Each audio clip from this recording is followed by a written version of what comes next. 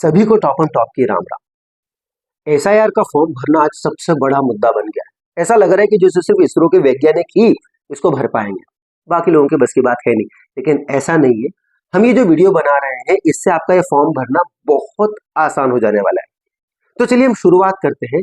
तो जैसा कि आप देख सकते हैं ये फॉर्म जो है इसको आप ब्रॉडली 4 हिस्सों में डिवाइड कर सकते हैं। सबसे पहला हिस्सा आप कहेंगे जो टॉप रो है, जिसमें आप देखेंगे कि निर्वाचक का नाम पहले से लिखा है, क्रम संख्या, उसके बाद क्यूआर कोड है और फिर एक आपका फोटो है। ये आपके पास भरा हुआ आएगा। इसमें आपको सिर्फ क्या करना है, आखिरी जो कॉलम आप देख सकते हैं इसमें वर्तमान फोटो चिपका है, आपको अपना लेटेस्ट फोटो इसमें डालना है। उसके बाद आ जाते हैं हम नीचे। नीचे अगर आप देखेंगे तो दूसरा वाला हिस्सा है, that is about your personal details, आपकी व्यक्तिगत जानकारी। बहुत आसानी से आप इसको भी भर सकते हैं। तो जैसा कि आप देखेंगे कि इसमें जन्म तिथि भरना है, आधार संख्या वैकल्पिक है, यानी चाहो तो भर दो, हो अगर आपके पास तो, वैसे तो आधार सबके पास होता ही है। मोबाइल नंबर जो आपका अभी यूज में है वो वाला, पिता या अभिभावक का नाम, पिता या अभिभावक का एपिक नंबर, माँ का नाम, ये डालने हैं। जहां भी लिखा है यदि उपलब्ध हो, इसका मतलब आपके पास है तो भर दीजिए, वरना कोई बात नहीं। इसमें आप अपने सारे डिटेल्स, पति या पत्नी का नाम, वट एवर इज एप्लीकेबल, ये सारे डिटेल्स आप डाल सकते हैं। ठीक है। इसके बाद असल कहानी शुरू होती है, यानी जो हमारे 4 हिस्से में से 2 तो पूरे हो गए, बाकी जो 2 हिस्से बचे हुए हैं उसमें एक है लेफ्ट वाला और दूसरा है राइट वाला। लेफ्ट वाला आपको तब भरना है जब अगर 2003 में जो एसआईआर आई थी उसमें आपका नाम था तो, और अगर आपका नाम उसमें नहीं था तब आपको राइट वाला, दाएं हाथ वाला हिस्सा भरना रहेगा, वो वाला कॉलम, लेकिन उसकी बात हम बाद में करेंगे। अभी हम तीसरे वाले हिस्से की बात करते हैं, यानी आपका नाम 2003 की जो निर्वाचन सूची थी उसमें आपका नाम था। सबसे पहले आपको निर्वाचक का नाम डालना है, आपका नाम, एपिक नंबर यदि आपके पास उपलब्ध हो उस समय का वो डालना है। फिर इसके साथ आपको रिश्तेदार का नाम डालना है।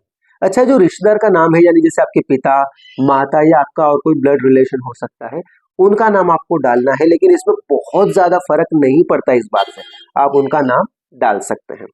फिर आप जैसे नीचे जाएंगे आपको अपना जिला और राज्य का नाम डालना है। फिर जब आप नीचे जाएंगे, ये ऐसी इंफॉर्मेशन है जो आपको जुटानी है, मेहनत थोड़ी सी करना होगी, लेकिन मैं आपको बहुत आसानी से काम बताने वाला हूं। आपको अपने विधानसभा निर्वाचन क्षेत्र का नाम पता होगा ही। उसके बाद फिर आपको विधानसभा क्षेत्र की संख्या, ये चीजें देखनी कैसे है, आपको जो ये डिटेल्स चाहिए, इस डिटेल्स को हासिल करने के 3 तरीके हैं। ठीक है। पहला तरीका, अगर आपको अपनाना है तो मैं इसके लिए आपको लिंक दे रहा हूं।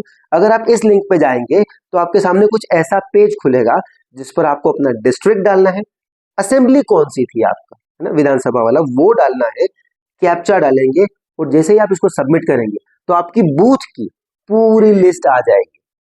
उस बूथ में 800 1000 जितने भी लोग थे वो पूरी लिस्ट आपके सामने आ गई है। उस लिस्ट में से आपको अपना नाम ढूंढना है और जो भी उसके आगे नंबर था, जैसे निर्वाचन क्षेत्र की संख्या अगर देखेंगे, विधानसभा निर्वाचन क्षेत्र की संख्या, भाग संख्या, क्रम संख्या, आपके नाम के आगे जो है ये सारी चीजें आपको इसमें लिख देना है। और एक बहुत इंपॉर्टेंट बात, ये जो पेज पे से आप ये जो डिटेल्स डालेंगे ना, इसका आपको एक प्रिंट आउट भी निकालना है और इसको भी इस फॉर्म के साथ आपको अटैच करके, संलग्न करके सबमिट करना रहेगा। तो ये हो गया पहला तरीका कि आप अपने जो निर्वाचन क्षेत्र है उससे इसकी जानकारी निकालना चाहते हैं। फिर हम बात करते हैं दूसरे तरीके की। दूसरा तरीका जो होता है, इसकी लिंक मैंने यहाँ पर डाल रखी है। इसके लिए आपको सीधा क्या करना है, आपको अपना डिस्ट्रिक्ट डालना रहेगा, असेंबली आप डालेंगे, आप अपना नाम डालेंगे और ये जो जानकारी है, नाम के साथ पिता का नाम, आपको जो भी रिलेशन है, कैप्चा डाला और यहाँ से भी आपको डिटेल्स मिल जाएंगे। यहाँ आपको आपके पर्सनल डिटेल मिलेंगे, यहाँ पर आपकी कोई लंबी लिस्ट आने वाली नहीं है। तो ये जो चीज है वो आपके नाम से आने वाली है। ठीक है। और जो तीसरा तरीका है जिसकी लिंक मैं नीचे दे रहा हूं, तीसरे नंबर की जो लिंक है वो वाली आएगी। वो लिंक आपकी जिंदगी को सबसे ज्यादा आसान बना देती है। अगर 2003 का आपके पास एपिक नंबर है, एपिक संख्या है, आप उसको डालिए, कैप्चा डालिए, सबमिट कर दीजिए, आपकी डिटेल्स डायरेक्टली आ जाएगी। आपको और कोई चीज भरने की जरूरत नहीं है, क्योंकि आपका जो एपिक है वो एकदम यूनिक होता है, वो आपकी ही डिटेल्स देगा। लेकिन ये भी अगर आप लेते हैं तो ये याद रखना है कि इसका भी आपको जो प्रिंट आउट है तो वो फॉर्म के साथ सबमिट करना रहेगा। ये अगर आपने पूरा भर दिया है, आपका फॉर्म कंप्लीट है, आप इस फॉर्म को बीएलओ को सबमिट कर सकते हैं। अब बात आती है चौथे हिस्से की, यानी जो तीसरे हिस्से में डिटेल्स आपने भरे हैं वो आपके पास नहीं है। मतलब ये है कहने का कि 2003 की जो लिस्ट थी उसमें आपका नाम नहीं था। अब आपको क्या करना है, अब आप जाएंगे राइट हैंड वाले यानी चौथे सेक्शन में, यहां पर भी आपको अपना नाम डालना है, एपिक नंबर अगर उपलब्ध हो डाल दीजिए। उसके बाद आपको अपने रिश्तेदार का नाम डालना है, ये बहुत इंपॉर्टेंट है। रिश्तेदार ब्लड रिलेशन होना चाहिए, यानी मम्मी पापा भाई बहन, आपको उनका नाम लिखना है। उनके साथ रिश्ता क्या है, पापा के साथ रिश्ता जो है या माँ है, जो भी उनके साथ आपने अपने डिटेल्स डाले। फिर आपको अपने जिला और राज्य का नाम डालना है। आपको वो फॉर्म में सेल्फ एक्सप्लेनेटरी आपको देख के ही समझ में आ जाएगा। इसके बाद जो आपको जो चीजें डालनी है, विधानसभा निर्वाचन क्षेत्र का नाम और संख्या और ये जो सारी चीजें, ये उस रिश्तेदार की भराएंगे जो उस लिस्ट में है, क्योंकि ये तो आप तभी भर रहे हैं ना जब आपका नाम तो उसमें था नहीं। तो आपके मान लीजिए पिताजी का था या जो भी हो, तो आपको उनका डालना कि भाग संख्या, क्रम संख्या, क्षेत्र की संख्या क्या थी, ये आप भर दें और इस फॉर्म को आप सबमिट कर दें। एक चीज जो मैं कहूंगा जो सबसे इंपॉर्टेंट है वो ये कि जो भी आप विधानसभा की डिटेल्स डाल रहे हैं उसका प्रिंट आउट जरूर निकालना है।